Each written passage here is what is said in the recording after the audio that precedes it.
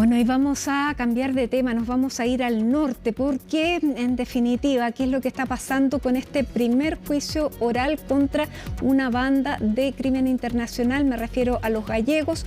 Hoy la Corte Suprema ordenó la suspensión de este juicio contra los integrantes de esta banda. ¿Qué pasó? Aquí está Raúl Gamboni, editor de CNN, para contarnos específicamente. Raúl, nos sorprendimos al aire, de hecho sorprendimos también al subsecretario en Prevención del Delito porque no tenía ese conocimiento. ¿Qué pasó? ¿Por qué la Corte Suprema paralizó este juicio? Bueno, bienvenido. Buenas tardes, Matilde. Mira, lo que ha ocurrido, hay que remontar... Contemos primero que estaban en el juicio. Estaban ya en el juicio Comenzó que durante estaba esta siendo mañana, sí. semipresencial. Algunos habían podido llegar hasta lo que es el Tribunal de Arica, donde se estaba realizando ya el juicio oral, que recordemos es una investigación de 2 años ya, que ha estado en torno a este grupo que se ha considerado el brazo armado del Tren de Aragua, los gallegos, que no solamente están en Chile, sino que también en algunos países fronterizos donde también han tenido persecución penal. Acá en Chile es el primer juicio, y esa es la importancia que tiene el primer juicio que se hace en contra del ya famoso Tren de Aragua, que en nuestro país ha causado cierto temor en varios barrios y en varias ciudades, especialmente en Arica.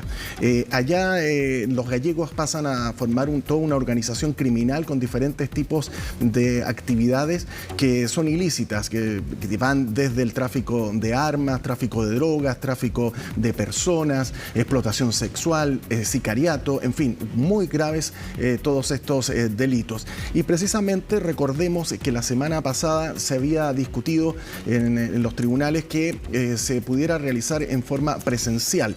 Esto lo había acogido la Corte de Apelaciones de Arica y por lo tanto el gobierno junto con algunas otras organizaciones como la Gendarmería habían establecido que era muy riesgoso y para eso habían presentado unos recursos en la Corte. Y justamente uno de ellos fue la orden de no innovar, que fue acogida el día viernes y de esa forma ya se pudo dar inicio a este juicio el día de hoy en la mañana en este tribunal de Arica, donde vimos reforzada la seguridad, pese a que también tenía una parte telemática. Solo algunos de los imputados tuvieron que ir en forma presencial, el resto lo hizo en forma telemática. Recordemos que hay muchos que están repartidos en diferentes penales de nuestro país y eso para Gendarmería implicaba un riesgo de fuga o un riesgo, una peligrosidad, porque tienen que cruzar todo. Hay unos que incluso estaban en Puerto Montt, por lo tanto tenían que cruzar todo el país por vía terrestre para llegar a este tribunal.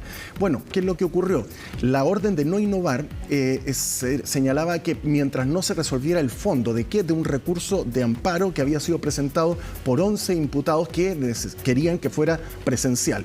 Entonces ahora lo que hace la segunda sala de la Corte Suprema es analizar el fondo y resolver que se han vulnerado ciertas garantías de estos imputados. Y específicamente que para esta audiencia de factibilidad, para ver si se podía hacer en forma presencial o telemática, se les había ocultado información con un informe de Gendarmería donde precisamente estaban detalladas las razones del por qué era riesgoso.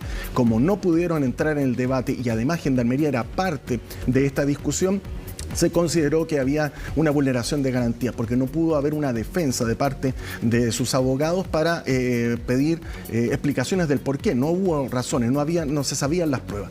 Y eso es lo que ha considerado la Corte Suprema, que vulnera las garantías del procesamiento que se está llevando a cabo para estas personas consideradas como el grupo Los Gallegos. Bueno, es importante porque este juicio tiene que empezar con todas las garantías necesarias porque es un juicio demasiado importante para que se objete después. Por lo tanto, si hay alguna duda, que se clarifique ahora para que después no se argumente que hay un vicio en el proceso.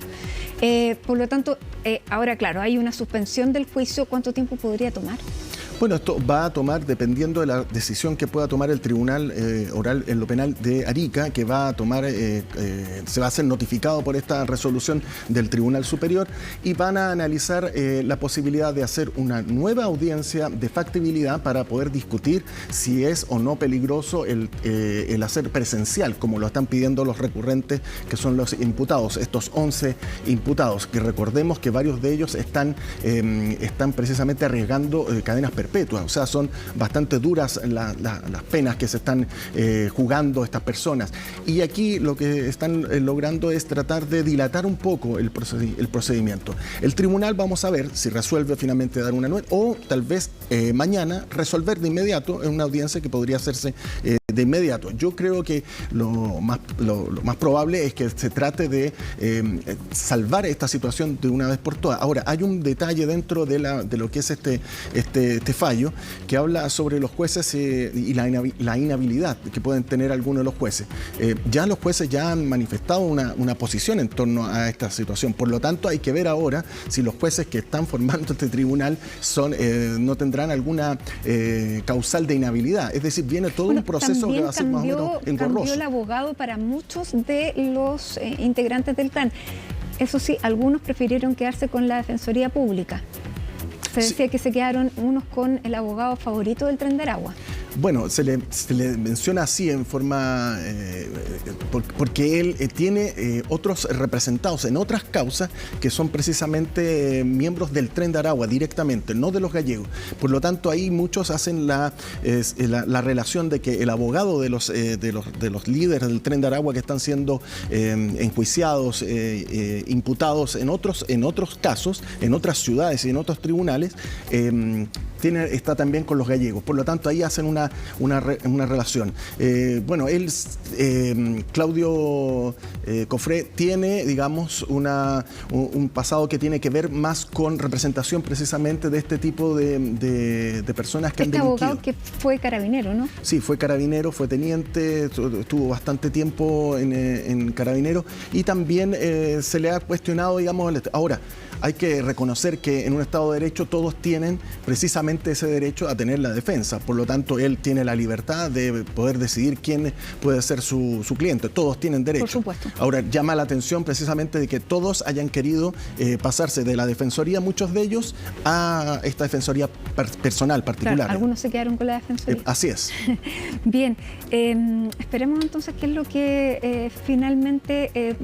pero tenemos declaraciones. Así es, hubo reacciones. El fiscal regional tiene una primera reacción en torno a esta resolución de la Corte Suprema. Escuchemos. La Corte Suprema, en su resolución del día de hoy, ordenó primero la paralización o suspensión del juicio oral en contra de los gallegos y la realización de una audiencia que se denomina de factibilidad, donde se discuta nuevamente la procedencia o improcedencia del traslado de los acusados de los distintos penales hasta la ciudad de Arica. Ordena que los intervinientes tengan acceso a los documentos que emitió Gendarmería para justificar las medidas de seguridad que hacían necesario, digamos, evitar el traslado. Nosotros como Ministerio Público estamos y nos mantenemos en condiciones de realizar las audiencias y presentar nuestras pruebas como lo hemos estado, digamos, desde ya hace bastante tiempo cuando presentamos derechamente la acusación. Ya, clarísimo. Así es. Y bueno, para ahondar y para poder precisar mejor, te invito a escuchar a Leopoldo Llanos, que es ministro de la Corte Suprema, que hizo de vocero para dar a conocer la decisión. La segunda sala en el día de hoy, en la audiencia pública que tuvo lugar en la mañana, resolvió acoger parcialmente el recurso de amparo, es decir, mantenerlo resuelto por la Corte de Arica, pero solo en parte, en aquella parte que se refiere a lo siguiente, que no se hizo correctamente y se transgredió en parte la ley en una audiencia de factibilidad que pidió la defensa para los efectos de que algunos de los imputados pudieran concurrir presencialmente. Lo que no significa de que la Corte haya resuelto de que estos imputados tengan que concurrir presencialmente al tribunal, sino únicamente que el tribunal oral se reúna y resuelva nuevamente sobre la factibilidad de esta solicitud, dado que ellos se apoyaron en un informe reservado de Gendarmería de Chile. Y la defensa sostuvo, y la Corte en eso acogió esa petición y ese planteamiento, de que ese informe reservado, al no estar en conocimiento de la defensa, adolecía, por lo tanto, la decisión de vicio de ilegalidad, al privar el derecho de defensa de los imputados por parte de la Defensoría Penal Pública. Mientras no se realice la audiencia de factibilidad, que se va a hacer a la brevedad en los próximos días o quizá mañana mismo, por un tribunal no inhabilitado, el juicio no puede seguir adelante. Una vez que se resuelva ese problema, ahí el juicio podrá continuar. Un detalle si uno lo considera, porque en definitiva no es que eventualmente pudieran darle la autorización a estas personas para asistir presencialmente, sino que como la defensa de ellos no tuvo acceso a el informe que hizo Gendarmería para decir que no podían ir, es que se está presentando este recurso. Por lo tanto, es un tecnicismo, como tú decías, estamos haciendo tiempo. Sí, efectivamente, pero también lo que tú planteabas, que de esta forma se puede evitar en el futuro que se pueda volver a foja cero con el juicio diciendo que hay un vicio de procedimiento. ¿A qué se refiere con esta reserva del informe? Lo que pasa es que lo que decía Gendarmería es que se sometía a la reserva del contenido de este informe porque un artículo que era, pero ese artículo, según lo que considera la Corte Suprema, se refiere a los procesos investigativos, no a los procedimentales. Es decir, esto del traslado o no traslado no tiene nada que ver con una investigación penal, ya, porque estamos hablando de otra cosa, de un procedimiento. Y es por eso que la reserva no correspondería. Y es por eso que vamos a volver a tener la discusión de si hay riesgo o no, peligrosidad en torno al traslado eventual para que todos puedan estar presenciales en el lugar. Y lo único que va a cambiar es que los abogados van a tener ese informe. Exacto, van a tener ese informe, pero es un informe que ya todo el mundo sabe, digamos, un poco cuáles serán los riesgos. No hay nada, digamos, que vaya a cambiar tal vez la posición. Dos pequeños detalles. El ministro ya nos habla de un tribunal no habilitado. Entonces hay que tener cuidado con eso. Vamos a ver quiénes son los que van a resolver, porque ya hubo una resolución. Entonces ahí hay una situación que va a tener que resolverse. Tendría que configurarse de nuevo. Exacto. Ya. Bueno, también decía que podía ocurrir mañana.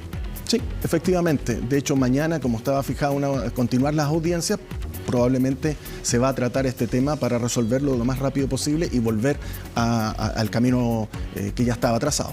Claro, en un juicio donde hay 38 imputados, que se prevé largo, ¿no?